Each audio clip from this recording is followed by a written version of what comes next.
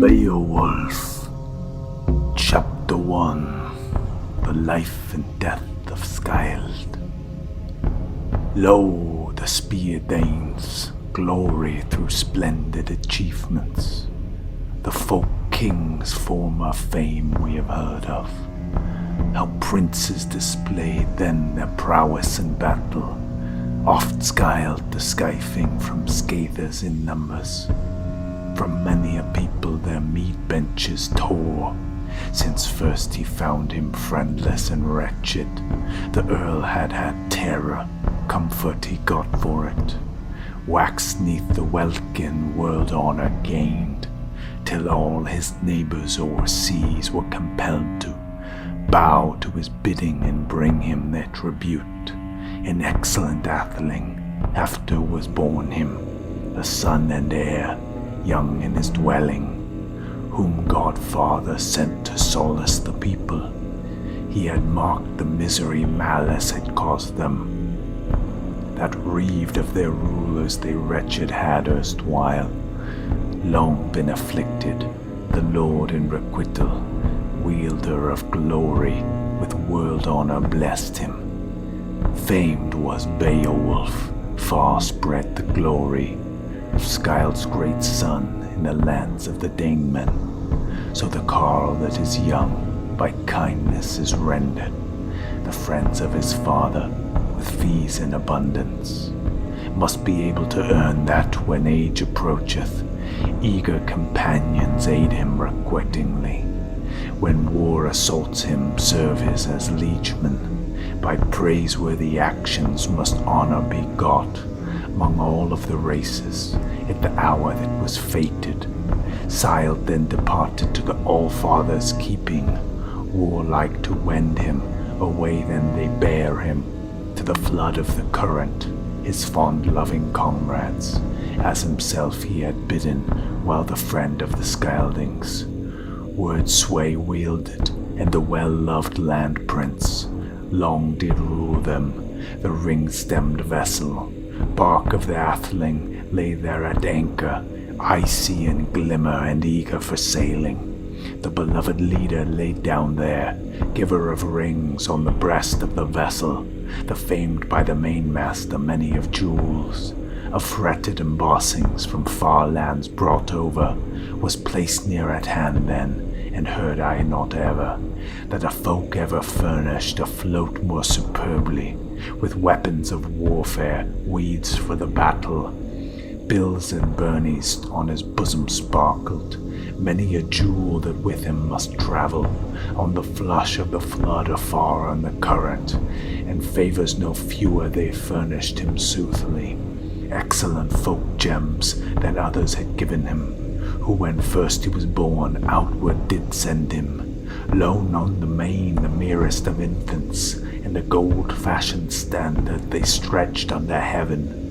High o'er his head let the home currents bear him. Seaward consigned him, said was the spirit, their mood very mournful, men are not able soothly to tell us they in halls who reside, heroes under heaven, to what haven he hied. Chapter 2. Scyld's Successors, Hrothgar's Great Mead Hall. In the burrows then Beowulf, bairn of the Scyldings, beloved land prince for long-lasting season, was famed mid the folk his father departed, the prince from his dwelling, till afterward sprang, great-minded half then the Danes in his lifetime, he graciously governed, grim-mooded, aged. 4 brains of his body born in succession, woke in the world war troopers leaders, Hrothgar, Hrothgar, and Holger the Good. Heard I that Elon was one Wealhtheow's consort, the well-beloved bedmate of the war-skilfing leader.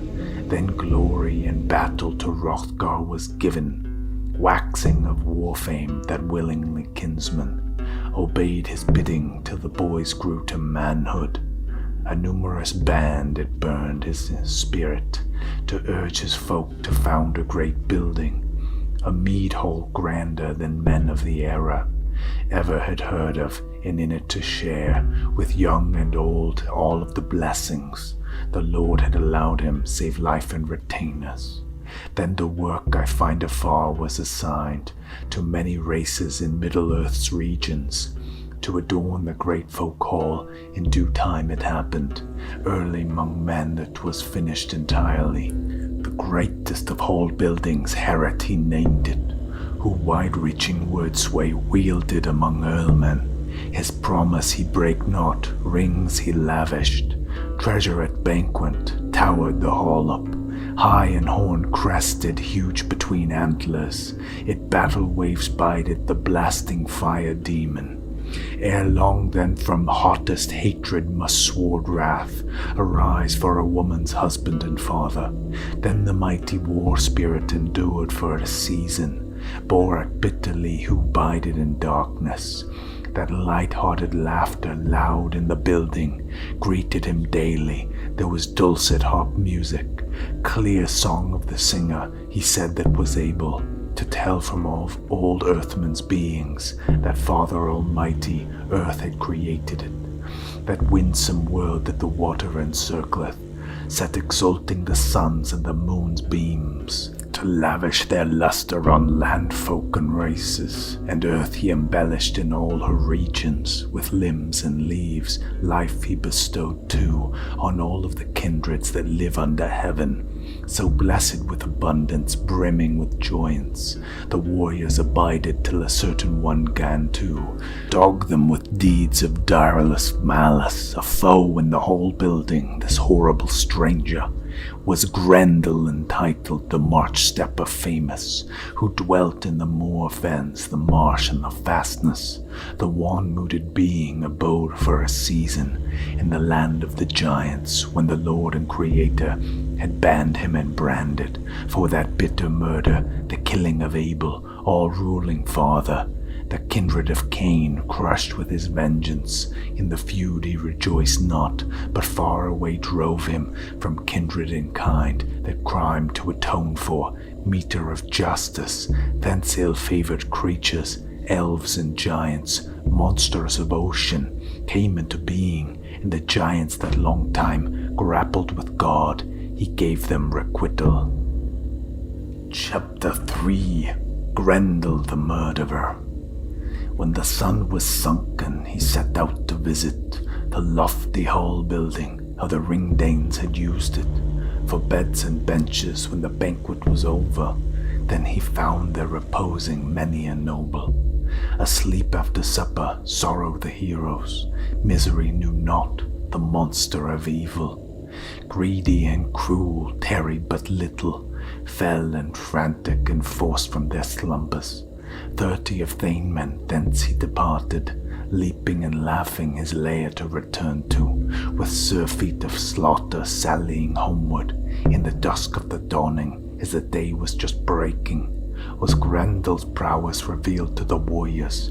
Then his meal-taking finished, a moan was uplifted, mourning cry mighty, the man-ruler famous. The long-worthy atheling sat very woeful, suffered great sorrow, sighed for his liegemen.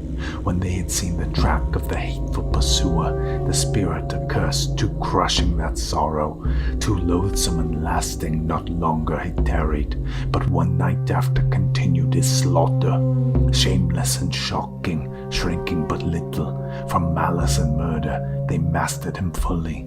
He was easy to find then who overwhere looked for a pleasanter place of repose in the lodges, a bed in the bowers, then was brought to his notice, told him truly by token apparent, the whole thane's hatred he held himself after, further and faster who the foreman did baffle. So ruled he and strongly strove against justice, lone against all men, till empty uptowered the choicest of houses. Long was the season, 12 winters' time tortured suffered, the friend of the Scaldings every affliction. Endless agony hence it ever after became certainly known to the children of men. Sadly in measures that long against Hrothgar Grendel struggled, his grudges he cherished, murderous malice many a winter, strife unremitting and peacefully wished he life woe to lift from no liegeman at all of the men of the Dane folk for money to settle. No counsellor needed count for a moment on handsome amends at the hands of the murderer. The monster of evil fiercely did harass the ill-planning death shade, both elder and younger. Trapping and tricking them, he trod every night then. The mist-covered moor fens, men do not know where. Witches and wizards wander and ramble. So the foe of mankind many of evils, grievous injuries often accomplished. Horrible hermit Hrotgar frequented, gem-bedecked palace when nightshades had fallen. Since God did oppose him, not the throne could he touch, the light-flashing jewel, love of him knew not. 'Twas a fearful affliction to the friend of the Scyldings, soul-crushing sorrow, not seldom in private. Sat the king in his council, conference held they, what the braves should determine, giants' terrors unlooked for. At the shrines of their idols often they promised, gifts and offerings earnestly prayed they. The devil from hell would help them to lighten their people's oppression. Such practice they used then, hope of the heathen, hell they remembered. In innermost spirit, God they knew not, judge of their actions, all-wielding ruler. No praise could they give the guardian of heaven, no wielder of glory. Woe will be his who, through furious hatred, his spirit shall drive to the clutch of the fire. No comfort shall look for, wax no wiser. Well for the man who, living his life days, his Lord may face, and find defense in his Father's embrace. Chapter 4. Beowulf goes to Hrothgar's assistance. So Healfdene's kinsman constantly mused on, his long-lasting sorrow, the battle thane clever, was not anywise able evils to scape from, too crushing the sorrow that came to the people, loathsome and lasting the life-grinding torture, greatest of night woes. So Hygelac's liegeman, good and gateman of Grendel's achievements, heard in his home of heroes then living. He was stouted and strongest, sturdy and noble. He bade them prepare him a bark that was trusty. He said the war king would seek o'er the ocean, the folk leaders noble, since he needed retainers for the perilous project, prudent companions. Chided him little, though loving him dearly, they egged the brave atheling, augured him glory. The excellent knight from the folk of the Geatmen had liegemen selected, likest to prove them, trustworthy warriors with 14 companions. The vessel he looked for, a liegeman then showed them, a sea-crafty man, the bounds of the country. Fast the days fleeted, the float was a water, the craft by the cliff clomb to the prow then, well-equipped warriors, the wave currents twisted, the sea on the sand, soldiers then carried, on the breast of the vessel, bright shining jewels, handsome war armor, heroes outshowed them, warmed the wooden ship on its wished-for adventure, the foamy-necked floater fanned by the breeze, likest a bird, gilded the waters, till 24 hours thereafter. The twist-stemmed vessel had traveled such distance that the sailing men saw the sloping embankments, the sea cliffs gleaming, precipitous mountains, nesses enormous. They were nearing the limits. At the end of the ocean, up thence quickly, the men of the Weders clomb to the mainland, fastened their vessel, battle weeds rattled, war burnies clattered. The wielder they thanked that the ways o'er the water had waxen so gentle. Then well from the cliff edge the god of the Scyldings, who the sea cliffs should cede to saw over the gangway, brave ones bearing boat as targets, armor all ready, anxiously thought he, musing and wondering what men were approaching. High on his horse then Hrothgar's retainer, turned him to coastward, mightily bandished, his lance in his hand, questioned with boldness, "Who are ye men here, mail-covered warriors? Clad in your corselets, come thus a-driving a high raiding ship o'er the shoals of the water, and hither 'neath helmets have hied o'er the ocean. I've been guard standing as warden, lest enemies ever anywise ravage Danish dominions with army of warships. More boldly never have warriors ventured hither to come of kinsman approval, war leave of warriors. I ween that ye surely neither are nothing have known, never a greater one of earls over the earth have I had a sight of. Then in one of your number a hero in armor, no low-ranking fellow adorned with his weapons, but launching them little, unless looks are deceiving, and striking appearance, ere ye pass on your journey, as treacherous spies to the land of the Scyldings. And farther fail, I fully must know now what race ye belong to, ye faraway dwellers, seafaring sailors. My simple opinion, hear ye and hearken, haste is most fitting, plainly to tell me what place ye are come from." Chapter 5. The Geats reach Heorot.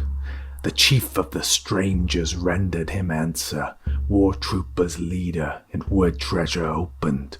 "We are sprung from the lineage of the people of Geatland, and Higelac hearth friends to heroes unnumbered. My father was known a noble head warrior, Wealhtheow titled many a winter. He lived with the people ere he passed on his journey, old from his dwelling, each of the counsellors. Widely mid-world folk royal remember him, we kindly of spirit, the lord of thy people. The son of King Healfdene have come here to visit. Folk troops defender, be free in thy counsels. To the noble one bear we a weighty commission. The helm of the Danemen we shall hide, I ween. Naught of our message thou knowest if happen, if we soothly heard say that some savage despoiler, some hidden pursuer, on nights that are murky, by deeds very direful, mid the Danemen exhibits hatred unheard of, horrid destruction, and the falling of dead from feelings least selfish. I am able to render counsel to Hrothgar, how he, wise and worthy, my worst destroyer, if the anguish of sorrow should ever be lessened, comfort come to him, and care waves grow cooler, or ever hereafter he agony suffer.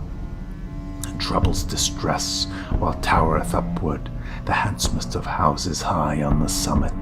Bestriding his stallion, the strand watchman answered, the doughty retainer, the difference surely, twixt words and works, the warlike shield-bearer, who judgeth wisely well shall determine. This band I hear beareth no malice to the prince of the Scyldings. Pass ye then onward. With weapons and armor I shall lead you in person. To my war-trusty vassals command I shall issue, to keep from all injury your excellent vessel, your fresh-tarred craft gainst every opposer.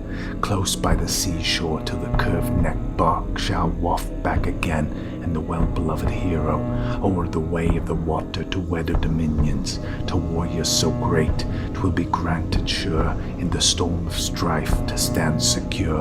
Onward they fared, then the vessel lay quiet. The broad-bosomed bark was bound by its cable. Firmly at anchor the bore signs glistened, bright on the visors, vivid with gilding. Blaze hard and brilliant the bore acted warden. The heroes hastened, hurried the liegemen, descended together till they saw the great place, the well-fashioned Lesslie Hall, wondrous and gleaming, mid-world folk and kindreds that was widest reputed, of halls under heaven which the hero abode in, its lustre enlightened land without number. Then battle-brave heroes showed them the glittering court of the bold ones, that they easily thither might fare on their journey. The aforementioned warrior, turning his courser, quoth as he left them, "'Tis time I were faring. Father Almighty grant you his grace, and give you to journey. Safe on your mission to the sea I will get me, gainst hostile warriors as warden to stand." Chapter 6. Beowulf introduces himself at the palace.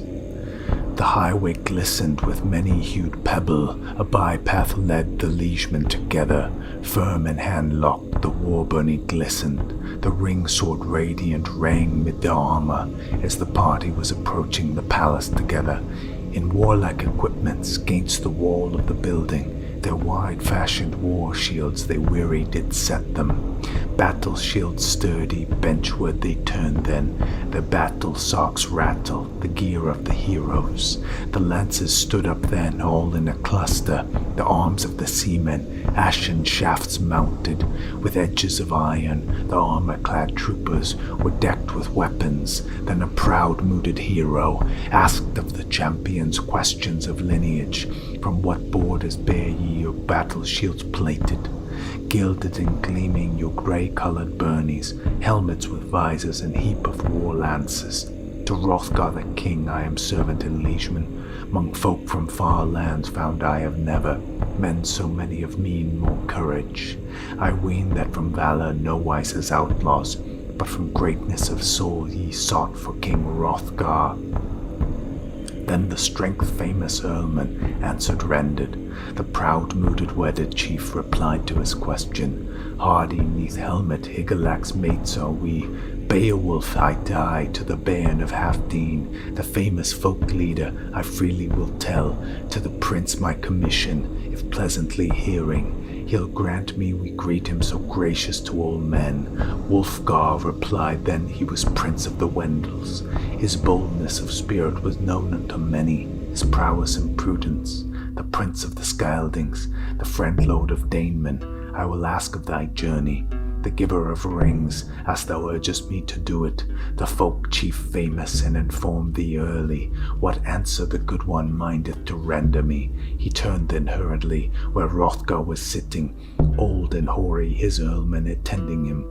The strength famous went till he stood at the shoulder of the lord of the Danemen, of courteous Thanemen. The custom he minded, Wulfgar addressed them, his friendly liege lord. Folk of the Geatmen, o'er the way of the waters are wafted hither, faring from far lands, the foremost in rank, the battle champions Beowulf title. They make this petition with thee, O my chieftain, to be granted a conference, O gracious King Hrothgar. Friendly answered, refused not to give them. In war trappings we did worthy they seem, of earth to be honoured, show their atheling as doughty, who headed the heroes hitherward coming. Chapter 7. Hrothgar and Beowulf. Hrothgar answered, helm of the Scyldings, I remember this man as the merest of striplings. His father, long dead now, was Wealhtheow titled. Him Hrethel the gateman granted at home his one only daughter, his battle-brave son. Is come but now, sought a trustworthy friend. Seafaring sailors asserted it then, who valuable gift gems of the Geatmen carried, as peace offering thither that he 30 men's grapple has in his hand, the hero in battle. The holy creator on sword sent him, to West Dane warriors I ween for to render, gainst Grendel's grimness gracious assistance. I shall give to the good one gift gems for courage. Hasten to bid them hither to speed them, to see assembled this circle of kinsmen. Tell them expressly their welcome, in sooth to the men of the Danes. To the door of the building Wulfgar went them, this word message shouted. My victorious liege lord bade me to tell you, the East Danes atheling, that your origins know he, and o'er wave billows wafted ye welcomer hither, valiant of spirit. Ye straightway may enter, clad in corslets, cased in your helmets, to see King Hrothgar. Here let your battle boards, wood spears, and war shafts await your conferring. The mighty one rose then with many a liegeman, an excellent thane group, some there did await them, and as bid of the brave one the battle gear guarded, together they hied while their hero did guide them. Neither Heorot's roof the high-minded went then, sturdy neath helmet till he stood in the building. Beowulf spoke, his byrnie did glisten, his armour seemed over by the art of the craftsman. Hail thou Hrothgar, I am Hygelac's kinsman. and vassal forsooth, many a wonder. I dared as a stripling the doings of Grendel, in far-off fatherland I fully did know of. Seafarers tell us this whole building standeth, excellent edifice, empty and useless, to all the earlmen after evenlight's glimmer. Neath heaven's bright hues had hidden its glory. Thus my earls then urged me, the most excellent of them, carles very clever, to come and assist thee. Folk leader Hrothgar fully they knew of, the strength of my body. Themselves they beheld me when I came from the contest, when covered with gore. Foes I escaped from where 5 I had bound, the giant race wasted in the waters destroying. The knickers by night bore numberless sorrows, the wetters avenged, woe had they suffered, enemies ravaged. Alone now with Grendel I shall manage the matter with the monster of evil. The giant decided, thee I would therefore beg of thy bounty, bright Danish chieftain, lord of the Scyldings, this single petition, not to refuse me, defender of warriors, friend lord of folks. So far have I sought thee, that I may unaided, my earlmen assisting me, this brave mooded warband purify Heorot. I have heard on inquiry the horrible creature from various rashness recks not for weapons. I this do scorn them, so be Heglect gracious, my liege lord beloved, lenient of spirit, to bear a blade or a broad-fashioned target, a shield to the onset only with hand grip. The foe I must grapple, fight for my life then, foemen with foemen. He fain must rely on the doom of the Lord, whom death layeth hold of. I ween he will wish, if he win in the struggle, to eat in the war hall earls of the great folk, boldly to swallow them as if yore he did often, the best of the Rathmen. Thou needest not trouble, a head watch to give me, he will have me dripping and dreary with gore. If death overtake me, will bear me off bleeding, biting and mouthing me. The hermit will eat me, heedless of pity, marketing the moorfens no more will now need them. Finding me food if I fall in the battle, send to Hygelac the armor that serveth to shield my bosom, the best of my equipments, richest of ringmails. 'Tis the relic of Hrethla, the work of Wayland, goes weird as she must go. Chapter 8. Hrothgar and Beowulf continued. Hrothgar discoursed, helm of the Scyldings, to defend our folk and to furnish assistance. Thou soughtest us hither, good friend Beowulf, the fiercest of feuds thy father engaged in. Heath Olaf killed him in hand-to-hand conflict. Mid-Wilfingish warriors than the Wearderish people, for fear of a feud, were first to disown him. Thence flying he fled to the folk of the South Danes, the race of the Scyldings o'er the roll of the waters. I had lately begun then to govern the Danemen, the hoard seat of heroes held in my youth, rich in its jewels. Dead was Hrothgar, my kinsman and elder, had earth-joys forsaken. Half-Dane his band, he was better than I am. That feud thereafter for a fee I compounded, o'er the weltering waters to the Wilfings I sent. Ornaments old, oaths he did swear me, it pains me in spirit to any to tell it. What grief and Heorot Grendel had caused me, what horror unlooked for by hatred unceasing. Waned in my warband, wasted my whole troop, Weird hath oft cast them to the clutches of Grendel.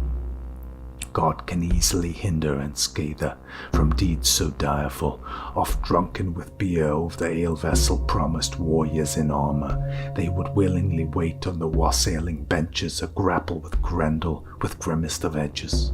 Then this mead hall at morning with murder was reeking, the building was bloody at breaking of daylight. The bench deals all flooded, dripping and bloodied. The folk hall was gory. I had fewer retainers, dear beloved warriors whom death had laid hold of. Sit at the feast now, thy intents unto heroes. Thy victor fame show as thy spirit doth urge thee. For the men of the Geats then together assembled in the beer hall blithesome, a bench was made ready. Their warlike in spirit they went to be seated. Proud and exultant a liegeman did service, who a beaker embellished bore with decorum, and gleaming drink poured, the gleeman sang whilom. Hearty in Heorot there was heroes rejoicing, a numerous warband of wedders and Danemen. Chapter 9. Unferth taunts Beowulf. Unferth spoke up, Eglaf his son, who sat at the feet of the Lord of the Skyldings. Opened the jousting, the journey of Beowulf. Seafarer doughty gave sorrow to Unferth, and greatest chagrin too, for granted he never that any man else on earth should attain to, gain under heaven more glory than he. Art thou that Beowulf with bracketed struggle on the wide sea currents at swimming contended, where to humour your pride the ocean ye tried, from vainest vaunting adventures your bodies in care of the waters, and no one was able, nor lief nor loth one, in the least to dissuade you.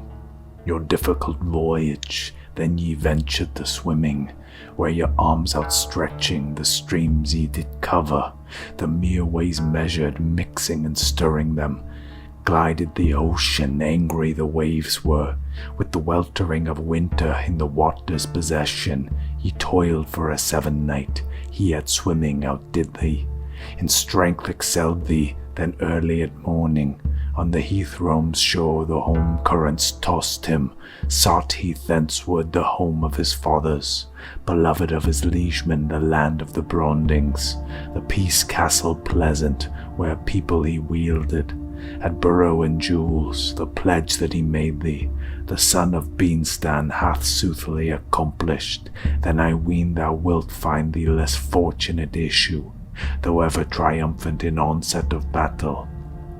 A grim grappling if Grendel thou darest, for the space of a night nearby to wait for, Beowulf answered, offspring of Wealhtheow, my good friend Unferth sure freely and wildly, though fuddled with beer of Breca has spoken, has told of his journey, a fact I allege it, the greater strength in the waters I had then, ills in the ocean than any man else had.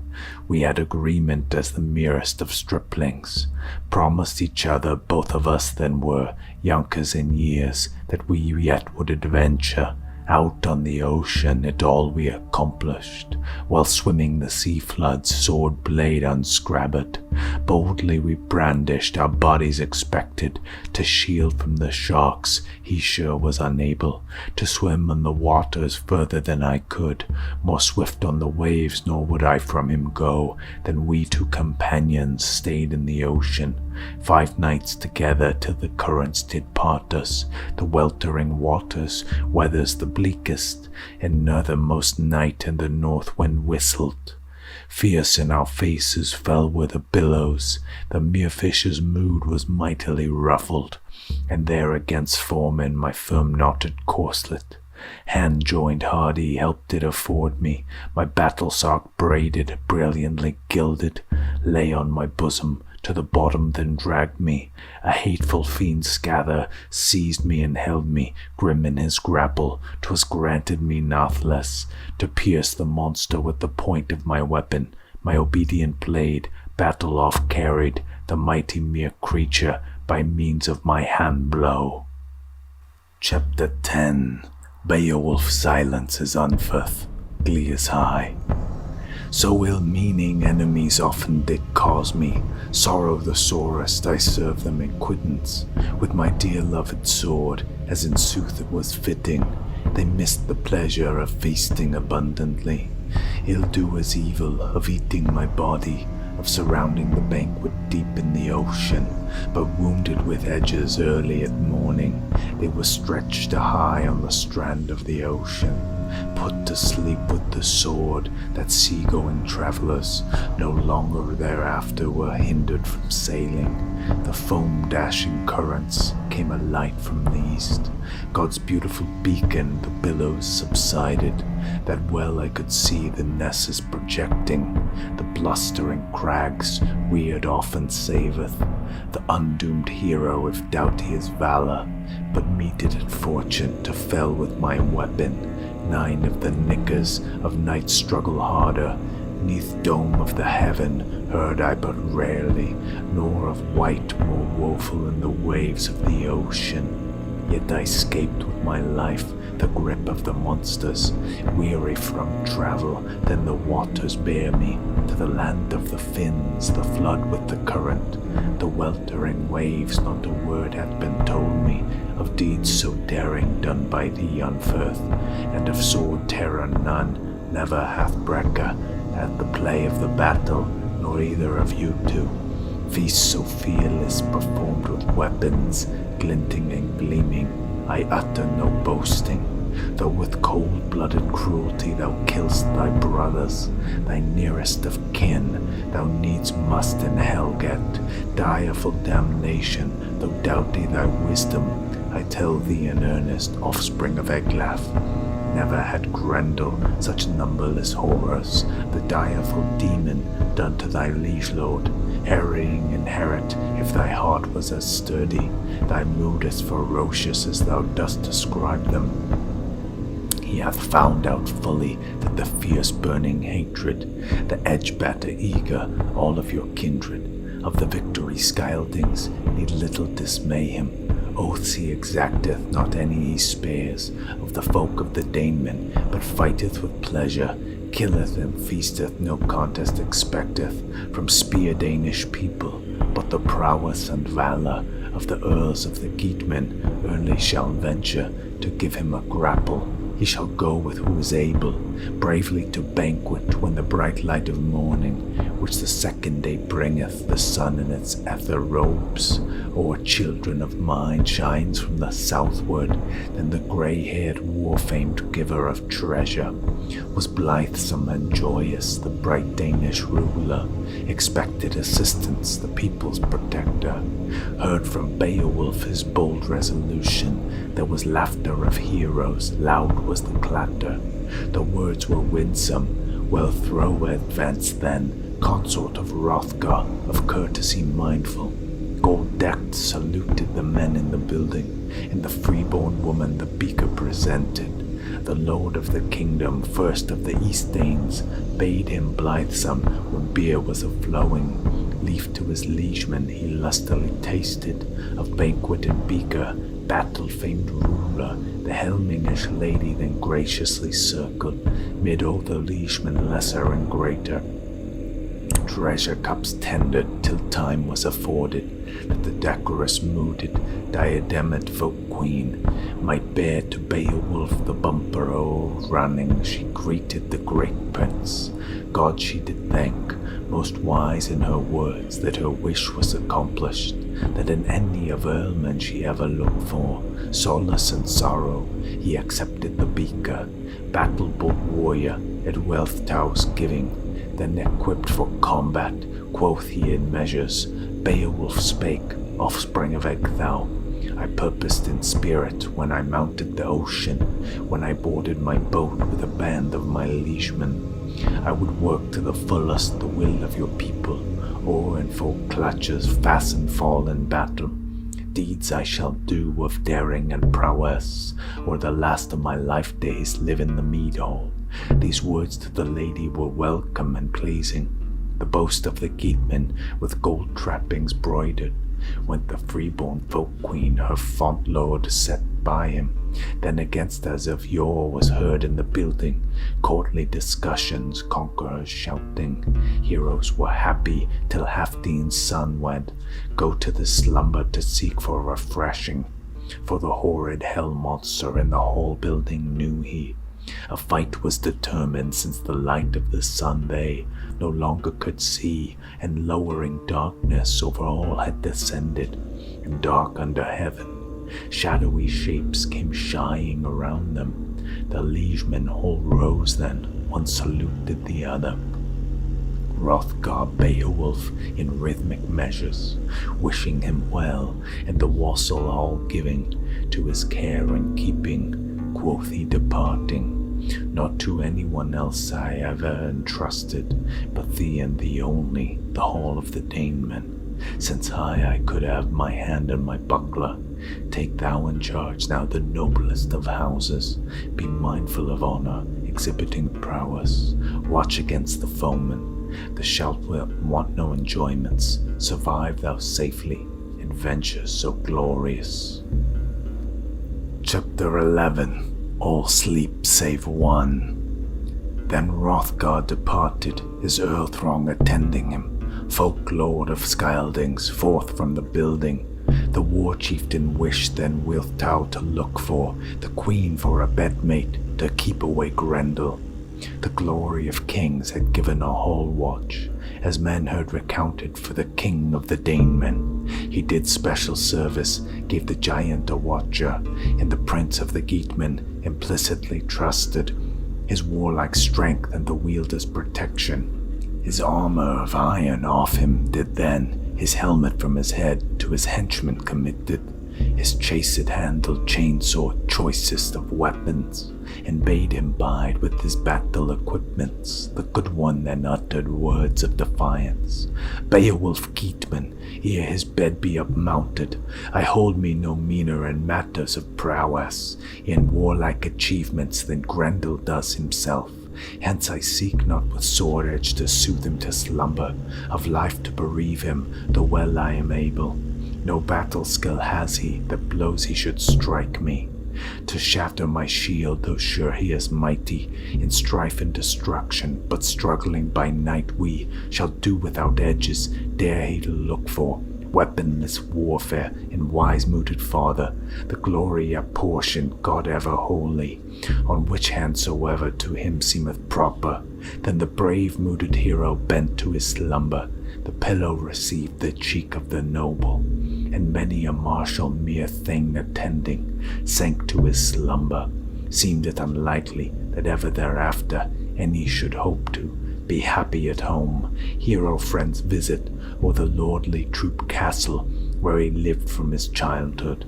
They had heard how slaughter had snatched from the wine hall, had recently ravished of the race of the Scyldings, too many by far, but the Lord to them granted the weaving of war speed to wederish heroes, aid and comfort that every opponent, by one man's war might they worsted and vanquished, by the might of himself the truth is established, that God Almighty hath governed for ages. Kindreds and nations a night fairy lured, the traveller at twilight came tramping and striding. The warriors were sleeping who should watch the horned building. One only excepted, mid-earthmen 'twas established, the implacable foeman was powerless to hurl them to the land of shadows, if the Lord were unwilling, but serving as warder in terror to foemen, he angrily bided the issue of battle.